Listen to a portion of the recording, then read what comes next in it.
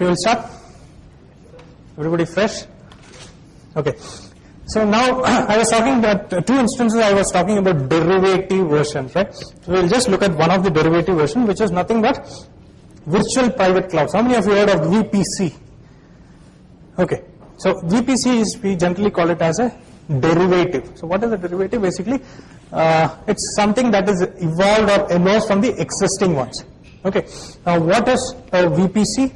VPC is a public cloud infrastructure in a private or semi-private manner. It's nothing but we combine the VPN technologies along with cloud. That's a very simple concept.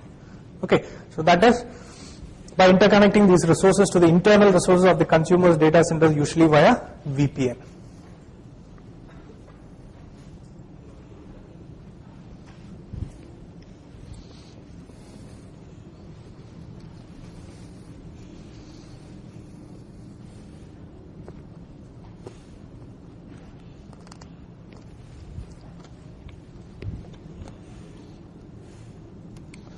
Now there is another important factor or concept that is nowadays very famous in the cloud is cloud service brokers.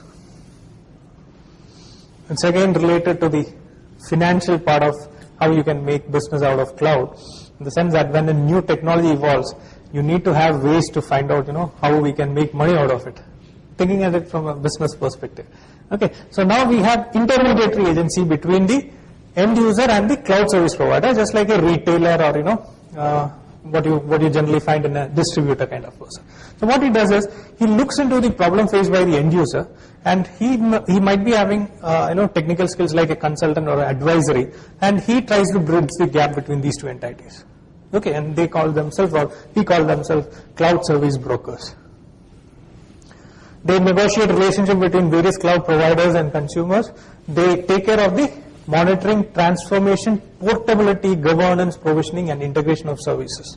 So if I want to move to cloud, if I don't have the technical skill, I don't have a team for that, what I can do is I can get in touch with any of these brokers and they'll take care of it, including the API part and migration, portability, everything.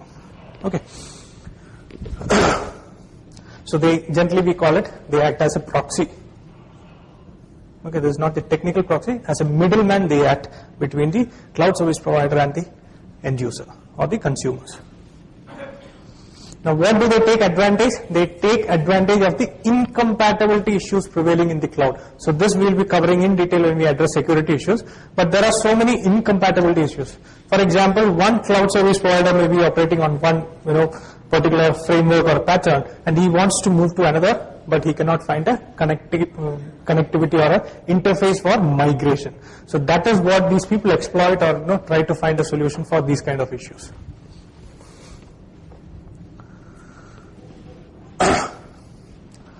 Now, how many of you know about research works that's happening, like APIs coming out for cloud? A lot of work is happening, contributions are happening in the industry, which tries to handle the management, security, and interoperability issues in cloud.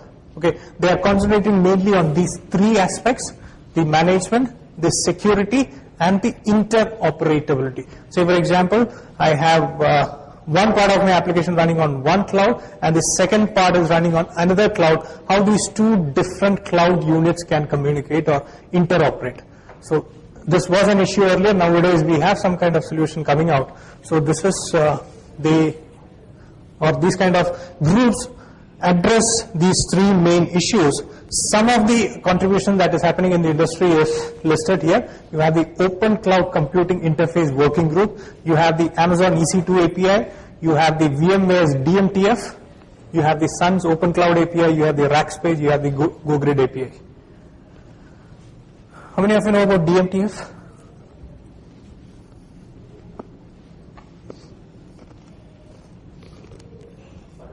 DMTF.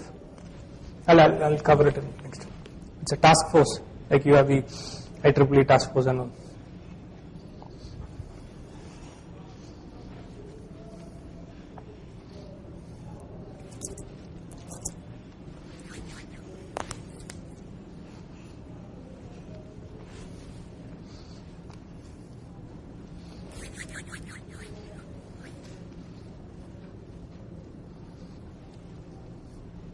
the Cloud Security Alliance has a large number of contribution happening from India.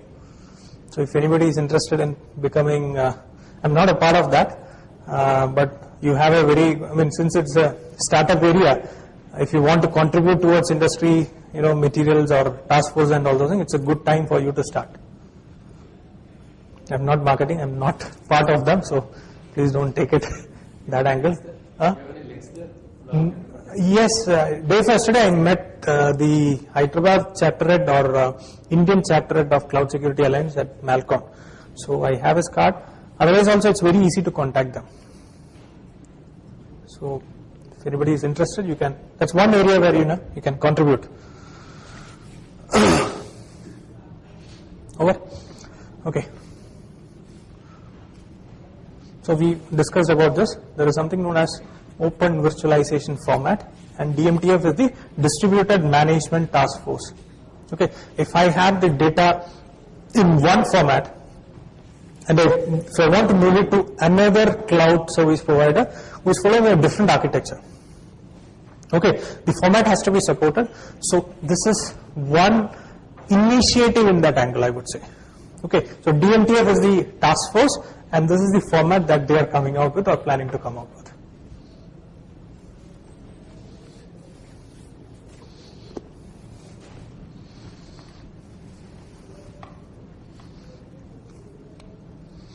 This is a new name. Earlier it was known as, I forgot the name. This is a new name. Last 2 years only this got changed. Last 2 years or 1 year.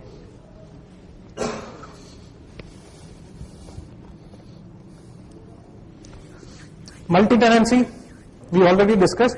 It's not an essential characteristics of cloud. Generally identifies as an important element, but not a mandate. Okay. Now, multi-tenancy is the one which initiated a lot of security concerns, and what it means is this implies a need for the cloud should be managed in this based on these parameters.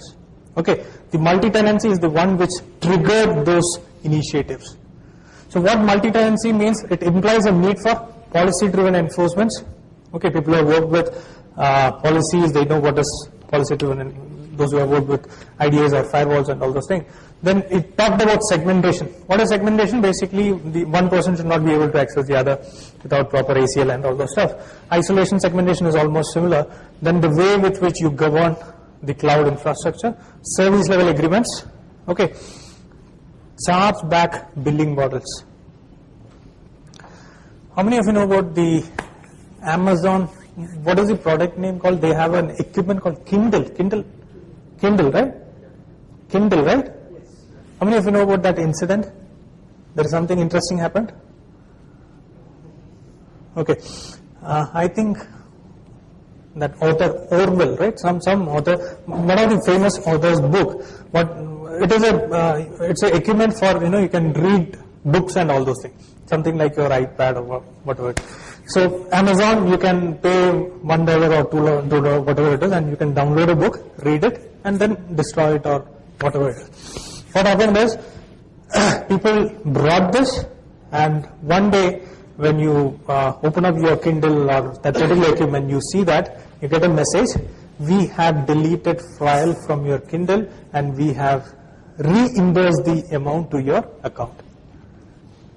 Okay, you purchase something, without your knowledge, the service provider is deleting your information. How much control you have over your information? Okay, you know about the remote wipe technology that is available with most of the mail exchange server is there, a lot of things. Okay, there is a cat and mouse cats there. I mean, if the employee is fired, they can immediately wipe it remotely. Right?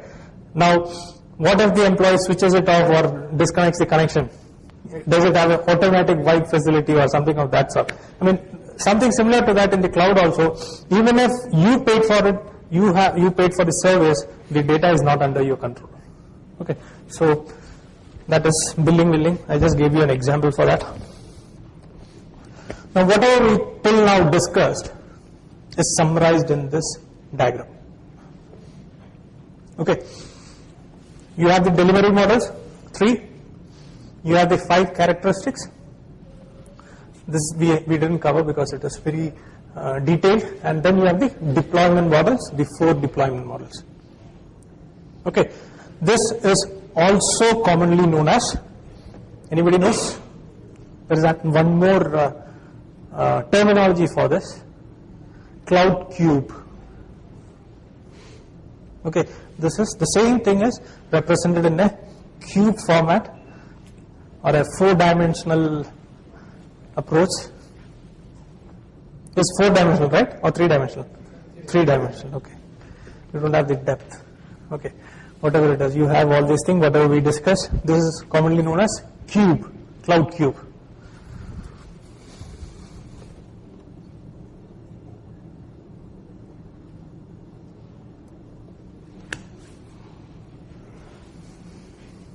Now there is something known as cloud reference model. Have you seen that model? Okay, Jeffrey Hoff, I think he was the person who started it off, or created that project. His second name is Hoff. I think the first name is Jeffrey Hoff. Anyway, we'll be covering that. So to understand, to address the security issues, we need to understand the difference between these 3 service model, SPI. Because one inherits the other one inherits these 2. So whatever is the security issues at the lower level, it is inherited to the top. Okay, you will see that model here. Infrastructure as a service is the foundation of all service. Can you see this? This is infrastructure as a service layer. Okay, on top of it you have the platform as a service. And on top of it, you have the software as a service. Okay. As the capabilities are inherited, so the information security issues and risks are also inherited. So if there is an issue at the infrastructure level, even if we are using the software as a service, this is inherited to the software layer. What the concept? Now this is the model I was talking about. This is only one part of it. The complete part I'll just share it. This is very important, okay. From a risk analysis perspective, this is very much important.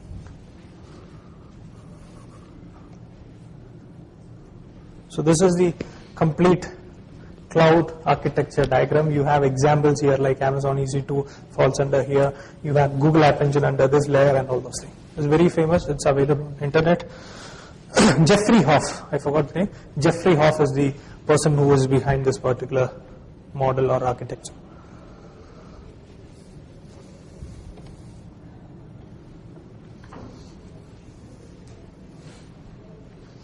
Now, do you have a very basic understanding of cloud architecture? Right? Can you easily differentiate between a cloud and a conventional computing network? Right? So now we will look into some of the major top 5, top 10 or whatever kind of security concern. Okay, as far as cloud is concerned. Which is the first, can anybody tell me? First one, or most commonly talked about? Privacy and security. Inside that, can you just go one more down, because we are going to talk about security. So segmentation, okay, yeah. So, key management is there. Okay. Now, if you look at the cloud from an attacker's perspective, what are the 3 parameters he can attack? One is the box itself. When I say box, it is the physical infrastructure or the machine that it is running. Then you have the storage and the application. So data could fall under any of these. Okay, data is as it is available there. Okay, so these are the 3 attack vectors, or attack surfaces you have as far as cloud security is concerned.